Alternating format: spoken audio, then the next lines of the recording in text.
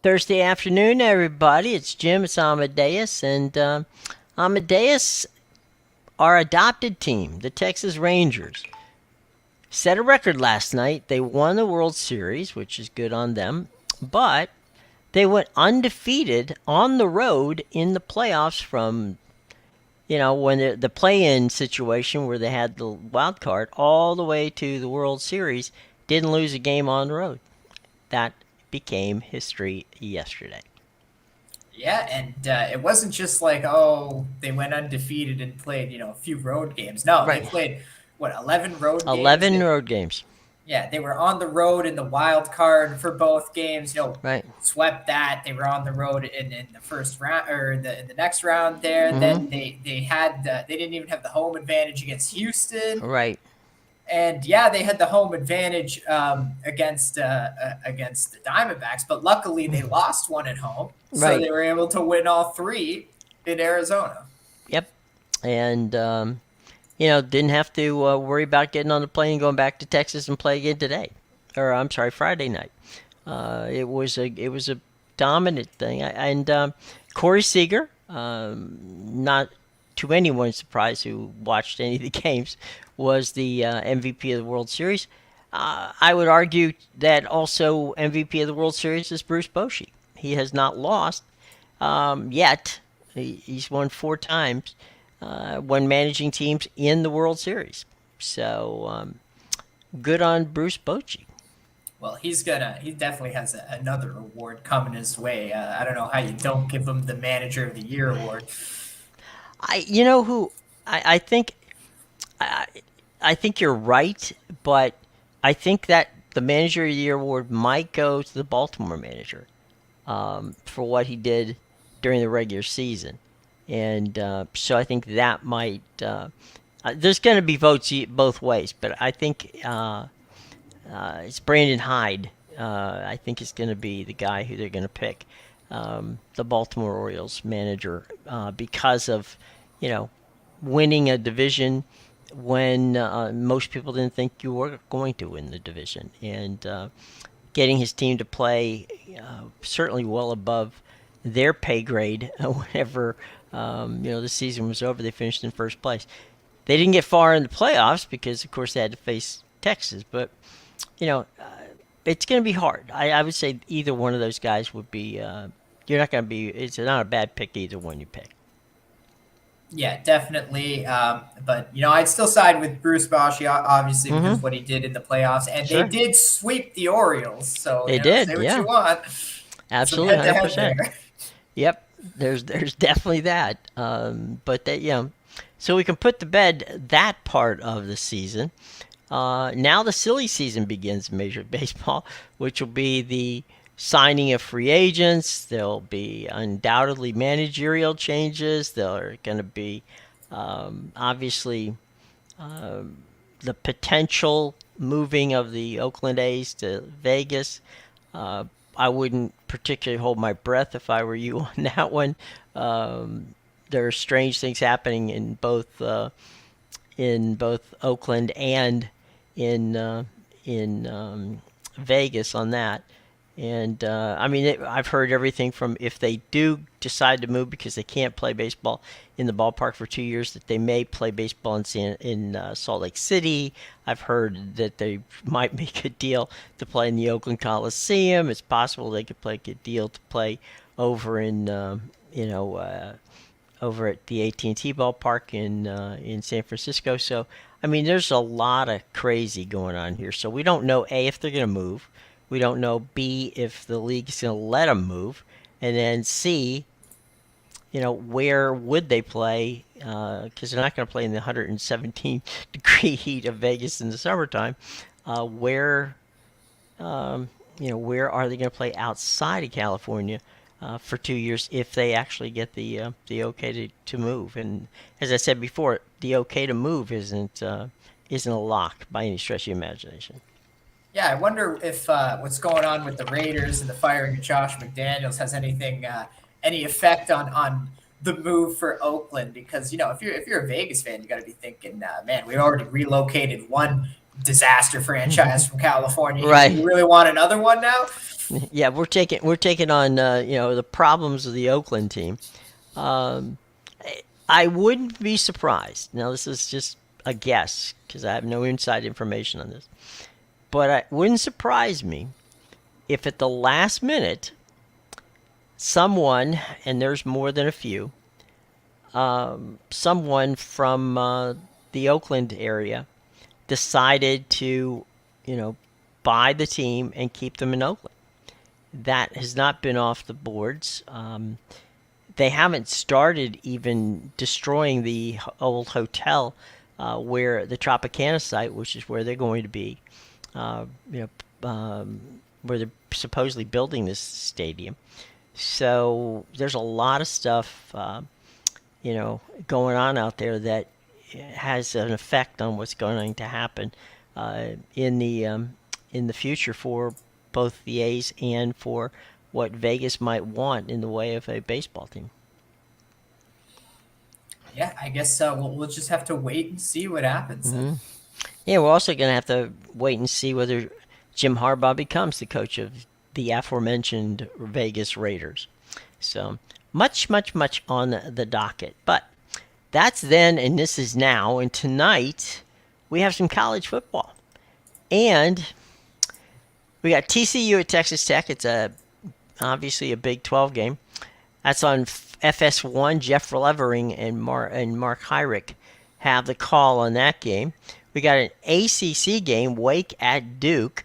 That's a 7:30 on ESPN. Matt Berry and Dan Mullen, Big Dan. South Alabama and Troy at 7:30 on ESPN2. That's Lowell Gando and Tom Luckenbill. And then the last game of the afternoon, or evening, I should say, Mississippi Valley State and Bethune-Cookman playing that game in Daytona Beach. 7:30 kick at ESPNU. Tiffany Green and Jay Walker on the call for that game. So we got 4 games tonight. Got a Big 12, got an ACC game, got what's that? A Conference USA game. Actually, it was South Alabama and Troy. And That's a Sun Belt game. is it a Sun Belt? I get those guys. They made so many changes; it's hard to keep track. Oh, I know. Half the Conference USA is in the AAC now. Right, right. Yeah, it's true. Uh, and then the SWAC is Mississippi Valley State and Bethune Cookman. So there you go on that one. And just a quick look over to Friday night, just because we can. Princeton is at Dartmouth for those Ivy Leaguer fans. That's Eric Fetty and Jack Ford on that call, and that's 7 o'clock. 7:30. It's an ACC game, Boston College and Syracuse.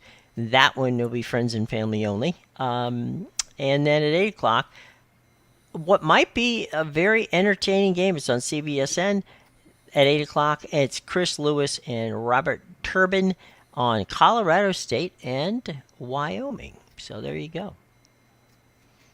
Yeah, definitely some interesting games here tonight. We got the Wake Forest and Duke one, and then Mm-hmm. that one's caught my eye just because Duke was a 12.5 point favorite, and that has gone down to 7 points now. I Mm-hmm. assume because they announced Riley Leonard's probably not going to be playing. Right. But even at 12.5, I kind of like the Duke, and I would definitely hammer the 7 on this Duke team just because Riley Leonard or not, they're still at Mm-hmm. home here. They have a run game and a very Right. good defense, and the way Wake Forest has played this year, I could see this being like a 20-3 game. Mm-hmm. Absolutely. It'd be very entertaining. Let's pop over real quick to the Saturday games. Notre Dame at Clemson. All right. That's a noon game on ABC. Sean McDonough, Greg McElroy on the call. You know, it's very possible that Clemson suffers their 4th loss of the season right here. Yeah, it's funny because it's a good thing the game I'm going to is at 3:30 because this is my guy's team. The friend I'm going with is a big Irish guy, Uh and he's I know he's probably going to be all over Notre Dame in this game, regardless of if it's a good play or not. But yeah, Notre Dame's only a 3-point favorite here. and it really makes me wonder because this Clemson team has not been good this season, and it makes you wonder if the team has quit on Dabo Sweeney or if they're thinking about maybe going to the transfer portal because yeah, this is a team with 4 losses already, and you're going to be lucky to make a bowl game at this point, let alone even being competitive in the ACC. Well, Clemson, Dabo came out and said that, Clemson didn't need, NIL money, that they would do it, recruiting wise and all that. What, Dabo became a good CEO type coach, the one who delegated things to his coordinators and didn't worry about the recruiting aspect. Basically, what happened in college football, especially at the blue bloods like Clemson, when you're recruiting, Dabo Sweeney meets with the players only after the position coaches, and some of the recruiting staff goes out and pre-qualifies and says, look, these are the 3 or 4 or 5 guys we need to close. So then Dabo goes in and closes. The problem with Dabo is he's lost 3 of his offensive assistants and 2 of his defensive assistants have gone. So that infrastructure that has gone out and recruited for Clemson doesn't exist. So, the problem that Dabo is going to have is the point you made, which is how many of these kids want to get the hell out of there and go to another program, which is going to further weaken Clemson. And did Dabo underestimate the people that, left? Which I will say this personally. I think the loss of Brent Venables from Clemson to Oklahoma probably was the biggest loss for Clemson because of Brent Venables' ability to recruit defensive players to Clemson.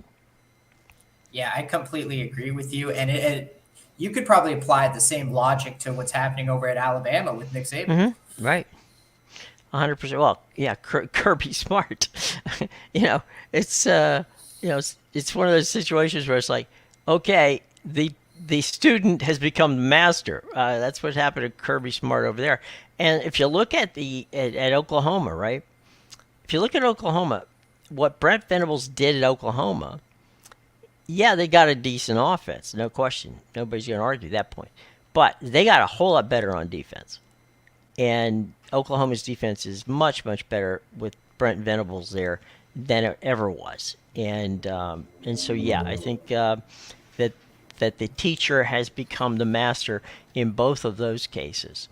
You got Ohio State, the preeminent #1 school in the CFP, on the road at Rutgers. Tom McCarthy and Russ Tucker on that call. That's on CBS. It's a noon game. This one is kind of, there's 2 ones here that are kind of interesting on the noon games, and that's Kansas State at Texas. If that game wasn't being played in Austin, that would probably be a close matchup. Do you have the line on the Kansas State Texas game?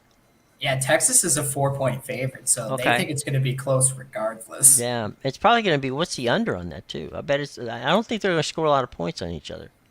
Let me just check the under this. But 49 and a half. oh, okay.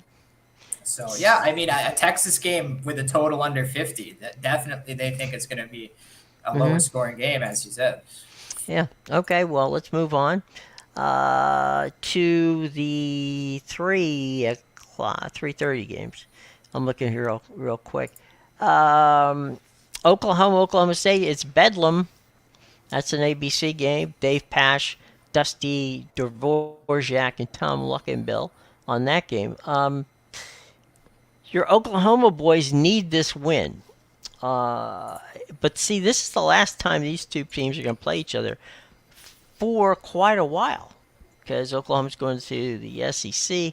Oklahoma State's going to stay. They're playing the game, on campus at Oklahoma State at Boone Pickens Stadium.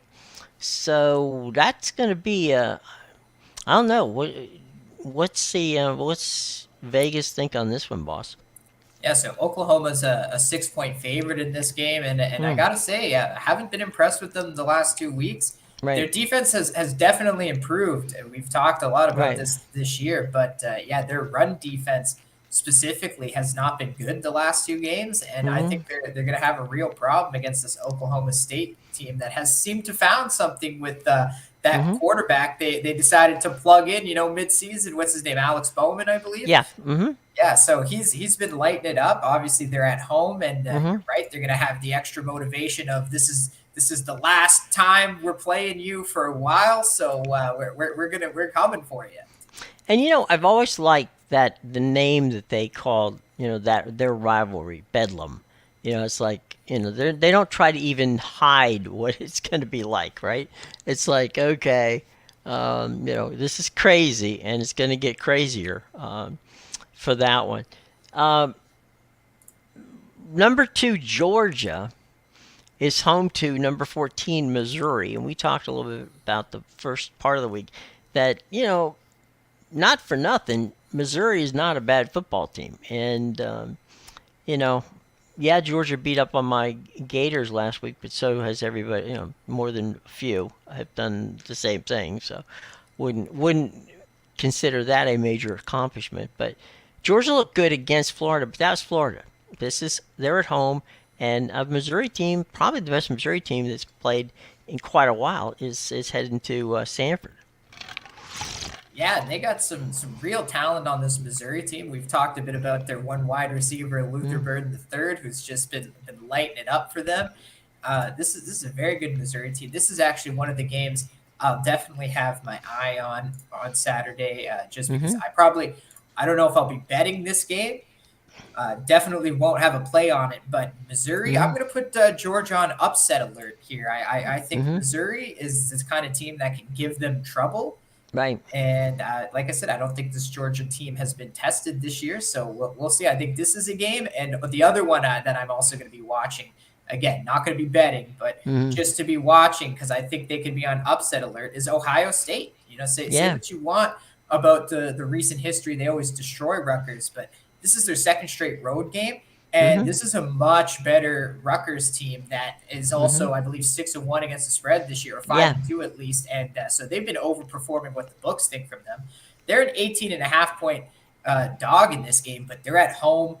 Greg Schiano's really been turning this program around over the Mm-hmm. last few years, and I think Rutgers, it would be great to see them upset Ohio State on Saturday. It would be fun.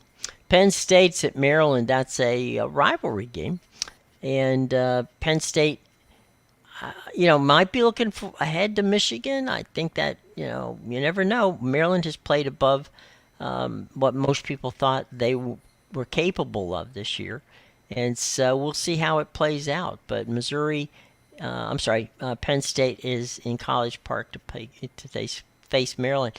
Meanwhile, the last game that we're going to talk about on the 3:30 side is a game you're going to see, and that's Florida State visiting Pittsburgh, and that should be an entertaining football game. That's on ESPN. By the way, the Penn State Maryland game's on Fox. Jason Benetti and Brock Hewitt on the call. Mark Jones, Lewis Riddick, and Quint Kesnick is on the call of your game, Florida State at Pitt. Yeah, definitely. I will be at this game at Heinz Field or Acrisure, whatever the hell you We want call to it call Heinz that Field. Yes. stadium these days. But yeah, I got to say, I'm going to this game, but I'm pretty torn on what I'm going to bet here. I definitely won't have a premium play on this game. And if I choose to bet it, I'm still not sure just because Florida State's a 21.5 point favorite. And I don't feel comfortable laying that on the road against Pittsburgh. It's Hmm. not going to be too cold, but it's still going to be colder than what Florida State is used to. Right. Obviously, Jordan Travis is pushing for the Heisman, so I'm Hmm. sure they're going to be trying to have a big offensive output against Pittsburgh, who has been absolutely awful. But I don't know, this Pittsburgh team, they've been so bad this year. They were supposed to be better. Who knows? Pittsburgh's the kind of team where would it shock me if they won this game? No, because that's the kind of team they are. But do I expect them to have a chance? No, not really. Right. Or would it surprise you if they lost by 3 touchdowns? No. But No, it's no. But if it, they won the game, I wouldn't it, be. yeah. I wouldn't be That's that surprised a either. good reason not to bet on it. The They're just that kind schizophrenic. of funny team. Yeah, schizophrenic pit. No question about it. So, uh, let's move on to the later games. Now, here's one that's at 7 o'clock. It's on Fox. It's Alex Faust and Robert Smith on the call. It's BYU and West Virginia. Now, the game's being played in Morgantown, 70 miles from where you are. Will be. I'm sorry. Um, and the crazy part of this is for bowl eligibility. Whoever wins this game, basically has the easiest track to win a bowl eligible situation. And neither one of these teams at the beginning of the season, they were all given up for dead. And so BYU and West Virginia playing for a bowl, that's kind of entertaining. Kind of an entertaining matchup out at Morgantown. Slovis quarterbacking for BYU, who ironically last season was quarterbacking that same Pitt team you're going to be watching on on Saturday. Yeah, well, not just that. This West Virginia team is only 3-2 in the conference, and even Mm-hmm. though they already have two losses, Mm-hmm. look at the teams with one loss here. Right. Oklahoma hasn't looked that great. Oklahoma State, Yep. Iowa State, Texas, Kansas Mm-hmm. State. Those are all the 4-1 teams in the Big 12. Any of those teams could lose a game going forward Yeah. for sure. Yeah. So I think this is obviously a very big game for West Virginia, just because their Big 12 championship hopes are still alive. Well, the 7:30 game of the night, at least in my mind, Washington at USC. That's on ABC with Chris Fowler and Kirk Street. That's going to be that. I'll tell you what. Washington can put. Washington's one of our two favorite teams. Um, if USC plays like anything like they've played in the last couple weeks, is it possible that Washington could win this game by like 3 touchdowns? I mean, I just don't see SC matching up well with this team. Yeah, USC definitely. I knew they were going to lose some games this Mm-hmm. year. I didn't Yeah. think they were. I didn't think they were going to drop the game to Stanford. Utah. Yeah, like there's been a few already. Like I have games on their schedule that I think they're going Mm-hmm. to lose still, and yeah, it's shocking where they are, that some of the games that they've lost. So that just tells me, they're even worse than I thought they were going to be. And Mm-hmm. what does that boil down to? The thing I love most, Jim, defense. And That's right. we've seen it all year from this team. Their defense is trash. Now Washington hasn't been great on defense, but they've Right. definitely been better than this USC team, and Mm-hmm. they have the coach there to implement a good defensive plan.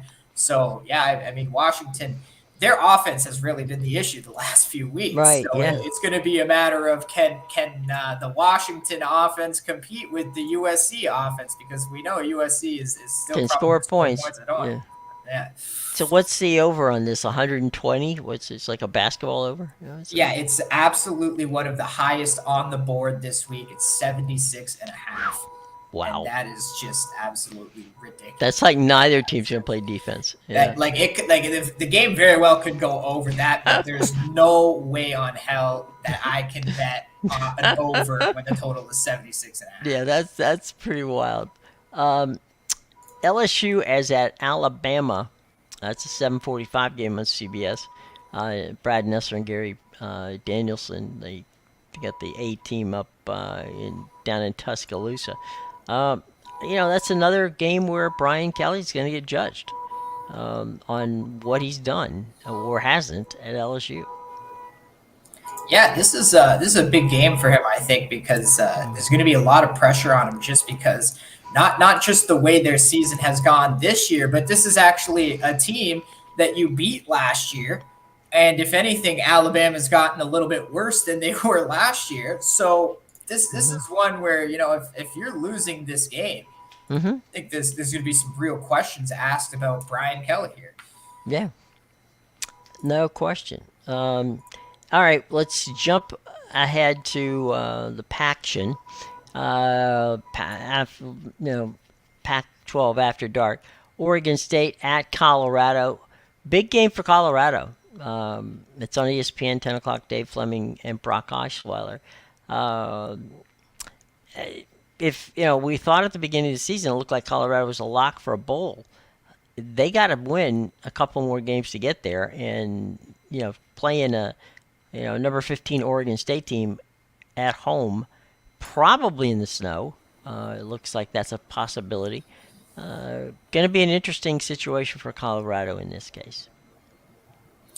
Yeah, definitely. Oregon State is a very good team, but I don't know what do you want to call this? Is this their is this specifically for Colorado? Is this the revenge of the jewelry box game? Does that incident last week give them a little motivation? Obviously, Oregon State had nothing to do with it, but is that Right, just a little motivation factor? Everybody hates us. It's us against the world. right, They're stealing our stuff now, which is pretty very. I gotta say that's a very petty move. Whoever did that, just because right. you don't like Deion Sanders or the team. You don't go stealing these kids' jewelry. But yeah, I think that could definitely give them some extra motivation. They're at home here. They're 13.5 point dog. Obviously, the bit of an altitude advantage there. Mm-hmm. So I think they could definitely keep it close. But then again, Oregon State has a very good defense. So we'll see. You know how I feel about this DJU. Right, exactly.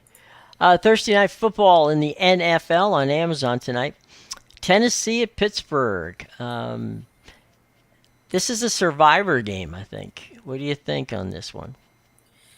Yeah, this is a very interesting game. Obviously, we had Will Levis light it up for the Mm-hmm. Titans last week. I was all over the Titans. I thought for sure they would have a plan coming out of that bye week, and sure enough, they did. Obviously, the Steelers, they're coming off of a loss. Their offense hasn't looked great this season. Kenny Pickett's going to play in this game through the pain, but that might be something to watch just because it's a rib injury, so it's pretty much pain tolerance for him. But Mm-hmm. Pittsburgh's actually the one team where if Kenny Pickett comes out of the game, I'm not too worried because they have Mm-hmm. a very competent. They have a very competent backup quarterback in Mitchell Trubisky, and Yeah. that's exactly what he is. He's a competent backup quarterback, and I think he can come into the game if need be and still play. Now that being said, the total in this game is 37, and I kind of like the over in this one just Mm-hmm. because I think it's a little low. I know it's the Steelers have that good defense, but obviously we Mm-hmm. saw the fireworks from Will Levis last year, Right. last week. The Titans haven't won a game on the road yet, so they'll be hungry to win a game on the road. But I think the Steelers are also going to be looking to bounce back. They lost at home last week. Now the Jaguars are a very good team, so going to give them a bit of a pass on that one. But yeah, I think this is a game where we'll see some sneaky scoring. Well, and Pittsburgh doesn't lose a lot at home, so that's that. There's that. I agree with you. Actually, when Pittsburgh brought in Trubisky, most of the coaches on that team thought he was going to be the number one quarterback. People forget that he actually got injured, and that's why Kenny Pickett got in, and he hung in there, and they liked what they saw from Pickett. But I agree with you. You may, if Kenny Pickett doesn't play, you may end up really just getting a good deal for your guy because basically that might just be the best deal for them, just getting that game. So we'll see. Uh, Sunday games, Seattle. These are the CBS games. Seattle is going to be at Baltimore. That's Jim Nance, Tony Romo. Um, it's a long trip from Seattle to Baltimore, and Gino looked good last week, but so did Baltimore. So Baltimore might be one of the top two or three teams in the league at this today, as of today. So we'll have to see how that plays out. Yeah, well, the Seahawks are leading the NFC West right now too, but Mm-hmm. but definitely the Ravens played a very good game. I know they only won by 7 against my crappy Mm-hmm. Cardinals, but that's a bit of a tough game for a Mm-hmm. team from the Northeast flying Sure. out west to play in the desert. And on top of that, you have the Ravens were completely in control of that game the entire time, Hmm. even though they won by 7. Arizona had to do a lot of theatrics to get that cover. There was Right. they came down. They scored a touchdown, and then Hmm. they tried to go for the 2. They get the 2. It's called back. They Hmm. don't get the 2. Then they get an onside kick. They end up kicking a Right. field goal just to Right. cover, and then go for the onside again. But yeah, that was a lot of like Ravens were up by double digits. So Right. Well, one of the official teams of the show, Tampa Bay is at Houston. Iron Eagle, Charles Davis. That's going to be a very interesting football game on many levels. Not the least of which is whether or not Baker Mayfield's going to play. yeah, I think he's definitely going to play. It's just it seems like it's just a bit of a knee bruise, and he has a history of playing Hmm. through injuries throughout his career. Now Right. he hasn't been great playing through injuries, so I think that's a bit of a concern to look at. But also, I think this Hmm. Houston Texans team has overachieved a bit in this first bit of the Hmm. season. Chicago at New Orleans. Andrew Cotalone, Tiki Barber, Matt Ryan on the call of that one. I'm not. I mean, I don't know about you, but I don't see how New Orleans loses this game unless they just, you know, screw up royally. But I don't know what I don't know whether they cover the spread or whatever. But I do think the New Orleans team is. I mean, they're playing great defense. They're getting some offense. Chicago, who knows what's going to show up in Chicago. Yeah, the Saints definitely have a top 5 defense in the league. Now their Hmm. offense has been starting to click in the last 2 Hmm. games a bit. And yeah, this is the Chicago Bears. They just got destroyed by the Chargers in prime Hmm. time. Now this is their second straight road game. You're still rolling out Tyson Bagent as your Hmm. starting quarterback. You know the rookie from Division Two, and this is still a tough spot. Second straight road game in the Hmm. dome against an improving team. Now, the only thing that bothers me about this game is the spread is 7, and there's no way I'm laying 7 with the Saints the way they've played this year. Right. Right. Well, it's an interesting And it's 8.5 situation. now. The Saints. Oh, is it? Okay. Yeah, it's actually moved up. Well, and they're on their second quarter string quarterback too, right? No, I believe Derek Carr is playing. Oh, Is he's he? playing. Okay, because Tyson played last week. Yeah. Well, Taysom Hill has been getting some work, and then they Right. throw him in. But I notice every time they put him in, it's such an obvious run. I don't know how Well, how we're not expecting nobody him to run the nobody ball. stopped them last week, so I guess That's what that I was it. mean, right? Like I don't know how every time he's in the game, we're not planning for a run. He runs it 90% of the time. He gets put in the game. Well, maybe that's where I made my mistake in thinking he started because every time I saw, a touchdown being scored by New Orleans last week with Tyson, it was, he was the guy with the ball coming going into going to the end zone. I'm like, oh, okay, man, he must have started. So 'cause I didn't see any highlights on Red Zone with Derek Carr in it. So maybe I wasn't paying He's attention. good in the red zone, I will say, because he gives kind of like that option Hmm. type of offense. So it's tough for guys to defend that shorter Yeah. way, right? So I think, hey, maybe they've seen, Carr has been great moving the ball, but has struggled in the red zone. So let's switch it up and put Hill in there Well, for the red zone. yeah. I mean, the other thing too, and people forget this, when you look at when you're in the red zone, you're basically playing 30 yards of football. Okay. Obviously, when you go, the end zone is, I mean, the red zone is technically 20 yards. Okay. Most of the time that you're seeing these people into the red zone, it's actually even less than that because it's inside the 10. So what we saw last week, when I was saying I saw Tyson, play well, was it's only like 8 yards. I mean 18 yards. You got 10 yards of the end zone and 8 yards of regular field. There's only so much you can do on a defensive situation in those cases, and the defense in this case was simply playing as best they could, but you got a run pass option with that, with that kind of wildcat type of defense. I mean offense, and so you're right. It's hard to, very hard to defend because that if you take one guy, the other guy's going to run with the ball and probably score.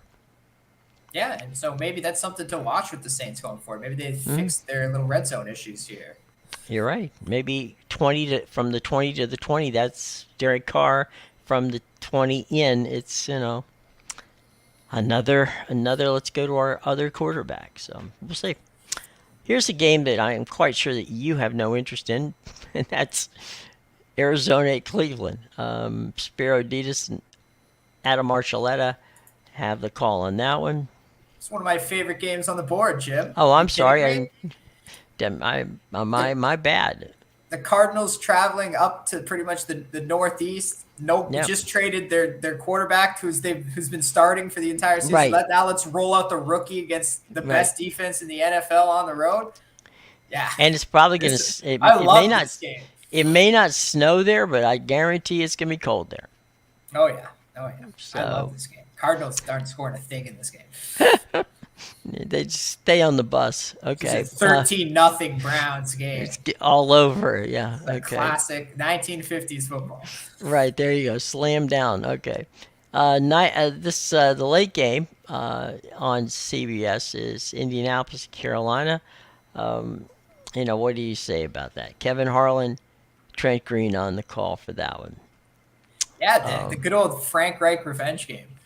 Right, exactly. Um, Early games on Fox. The Rams are at Lambeau Field to face the Green Bay Packers. Adam Amin, Daryl Johnson on the call of that game. That should be a very interesting situation. The Rams, I don't think that uh, is Stafford playing against in this game. I thought that he was like a game time decision on this Yeah, one. no Stafford for this game. It's going to be Okay, Brett no Ripien. Stafford. Yeah, And I okay. think there's no Jordan Love for the Packers as well. Really? Okay. This is the body bag game. It's like Yeah, yeah. It's let like me double check the Jordan sh- Love one. who shows up for who shows up gets to be quarterback. So yeah, interesting. Well, whilst you're doing that, Kenny Albert and Jonathan Vilma will be up in New England at Foxborough, where they will watch the New England Patriots take on the defenseless Washington Commanders, who traded their two edge rushers, two best defensive players on the team, one to Chicago and one to make the 49ers better. So this is a game I couldn't even begin to think, A, who's going to win it, and B, what the line is on this game. I mean, it's these are two teams that you just wonder. Okay, contractually they have to play the game, but God, it can't be a good one to watch. Yeah, so going back to the Packers thing, Jordan Love is playing. He's not on the injury report. I don't know Oh, okay. why I thought I read that somewhere, but yeah, so it's going to be Ripien versus Love in that game. Now with this Hmm. one, the Patriots are a 3-point favorite, and I got to say I absolutely love the Commanders here. I don't love how they traded away two of their best defensive players, because Right. that's the only thing keeping me off them right now is the Okay. fact that they're kind of in a situation where I think the ownership is done with Rivera. They're Hmm. trying to, as we discussed yesterday with the players, let's get some draft capital for these guys that we can't Right. afford to sign in the offseason. Hmm. And I think they're truly building for the future. Now, that being said, I don't know how you can lay points with this Patriots team. They suck. Mac Right. Jones is not an NFL quarterback. Right. And there's nothing else I could say. Josh McDaniels tucked his tail between his legs and went back to Right. Bill. Now he's a special analyst for the team. I like this Patriots team is a circus, the way they run their coaching staff. I Right. don't know how you can lay points with them here. Give me Washington for the upset. There you go. All right, Minnesota at Atlanta. Minnesota will have another quarterback. It won't be Kirk Cousins, and very much possibility that Atlanta won't have their starter. They'll have your guy Taylor Heineke at My guy Taylor Heineke. understudy. In Yeah, his revenge game against the team, he drafted him. yeah, Finally, the chance to get back at him. My other guy really is not my guy. I wanted Colt McCoy to be the starter. I was shocked when they cut him and signed Josh Dobbs. Here's a question, Jim. When did Josh Dobbs become the face of an ideal backup quarterback? Like, this guy I was have no idea. nobody before the Titans signed him off the street last year, and now Right. he's like the most sought after backup quarterback in the NFL. Well, And I hear he wants to be like an astronaut too. Like he doesn't even want to play in the yeah, NFL. you He wants know, to go to space. yeah, wants to go to space camp. No, I don't know. I mean, honestly, if you look over the his career, right? Colt McCoy has won football games. Coming off the bench, and that's kind of his specialty is coming in and being your stopper for a couple of games. So I was a little surprised that they went that route because you know say what you will about Colt McCoy, he's definitely a serviceable backup.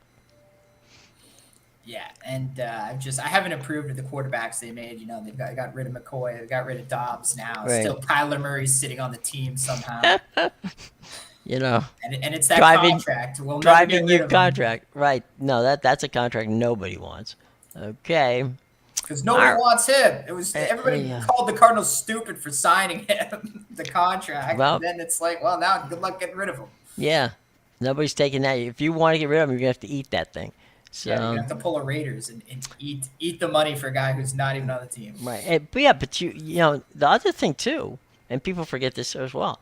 Even if they wanted, and let's say they said, we'll pick up 75% of the contract. Okay, so you're getting it for 25%. They still take a cap hit. Yeah, yeah, So even if they trade him and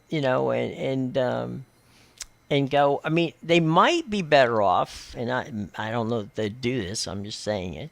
They might be better off, waiting till the end of the season and just cutting him before March, whenever the cap situation takes effect.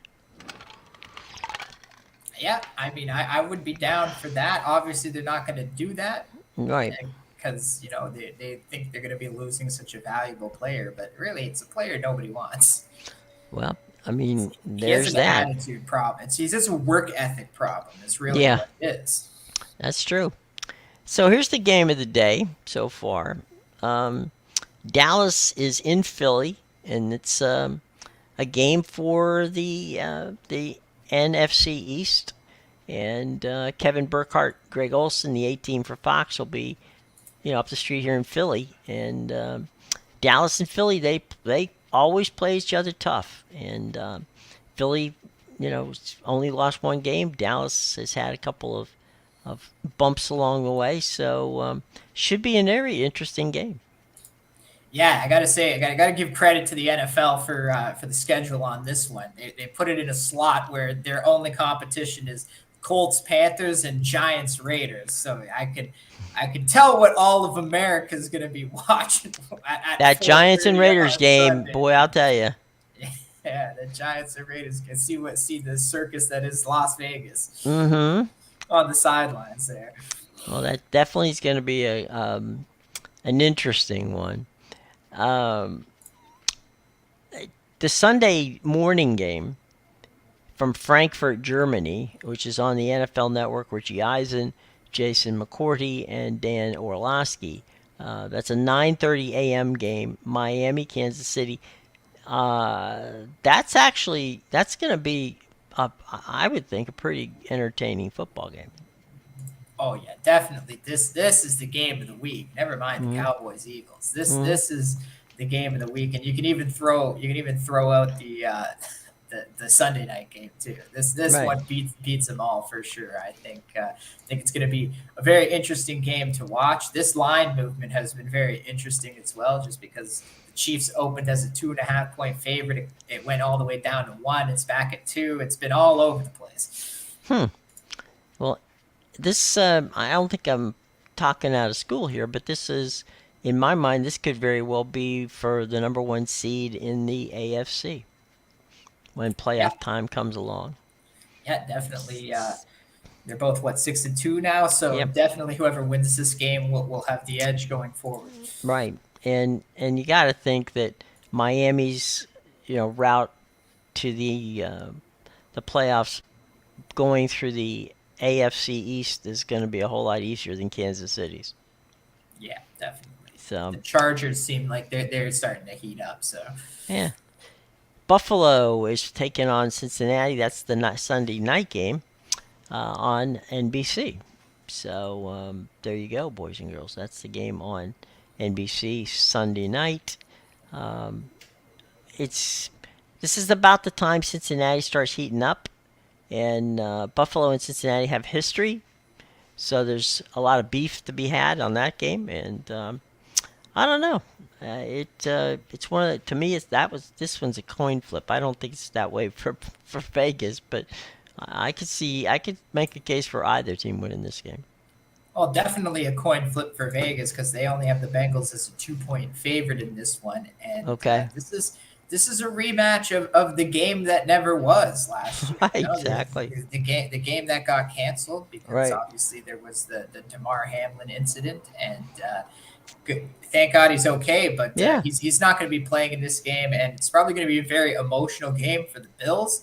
Right. So definitely, I see why they put it Sunday night. I still think the Hmm. morning game that's the one to watch. But yeah, definitely, I think the 1 o'clock slate is a little lacking, which is Yeah. okay because there's Take a nap. Yeah. 20,000 games anyway. But yeah, definitely, getting a solid one in the 9:30 window. Hmm. You're getting a solid one in the 4 o'clock with the Cowboys Eagles, Right. and you're getting a solid Sunday night game. They're not dogging us on these primetime games, Jim. No, this was a good one. Not to be confused with Monday night, which we'll take care of Monday night, but that's the Chargers at the Jets.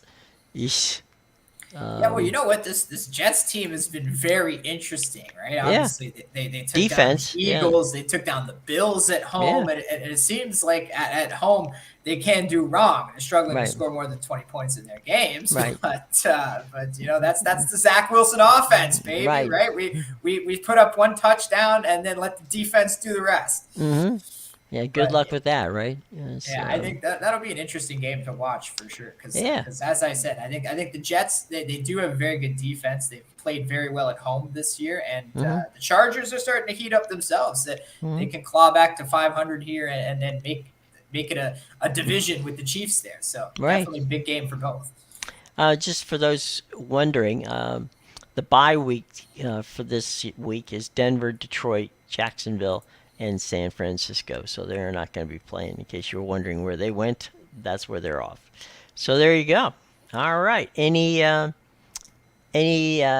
stuff coming up this weekend that you want people to catch on the soccer side?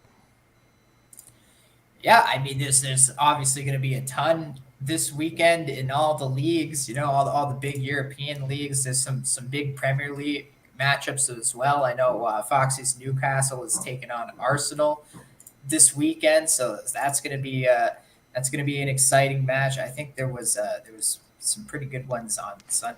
Actually, no, there's not some good ones on Sunday, but there's a pretty good one on Monday. Tottenham and Chelsea, which I'll be back for that one. But yeah, definitely some good catch that Newcastle Arsenal match on the week. It's the late time slot. I believe it's 12:30 after the daylight savings time. It'll be a 12. Uh, no, sorry, actually it's a 1:30 match. Yeah. Sorry, they've already done it over in England because I've Mm. noticed a bunch of their games are going an hour later now. The Well, that's because the time slot. change hasn't occurred here yet. Yeah. It So changed over there. So yeah, so my bad on that one. That's a 1:30 game on mm. Saturday, Newcastle Arsenal. So if you're not busy, if you're not loving the noon We already said college football the games, right. It's definitely worth it. Hey, we got Rye Cape in the house. Hey, Rye, question for you, and that is the championship in NASCAR comes up this weekend, right? And so who's going to win? So Rye Cape, our expert on all things motorsports, is he basically gave us a lot of stuff. He liked Fly Eagles Fly, which is not a yeah, I've been surprise. I've been razzing him about the Eagles lately. So he's just trying to. He likes Ryan Blaney. Okay, Yeah, I thought he was all over Kyle Larson. he was. Now he's I'll take Ryan Blaney. Ryan Blaney. All right. Well, hey, you know, um, it's not a bad pick. Um, Why? Any particular reason why Blaney? So he. Well, Ryan knows his stuff. If he says Blaney, then Blaney it is. Hey, look, he's driving my Ford Monster Energy car, so Oh I'm yeah, all that's right. for him. You're Ford guys. That's right. He's got You're the number Team 12 Blaney. Team Penske. I'm Team Blaney and Team Penske. So yeah, I'll take that all day long. So All right, we're all on the same page for NASCAR weekend. yeah, Martinsville. So there you go. Ryan Blaney at Martinsville. So he likes Ryan Blaney. We all like Ryan Blaney.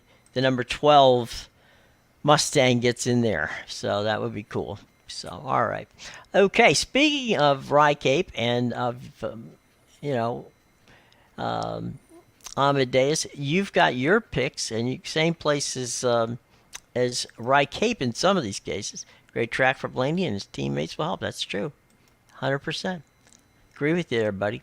All right, where can we find all of your wonderful picks for the week? Because we're going to bid you a fond adieu and hope that you have a great time visiting the Western Pennsylvania, West Virginia area.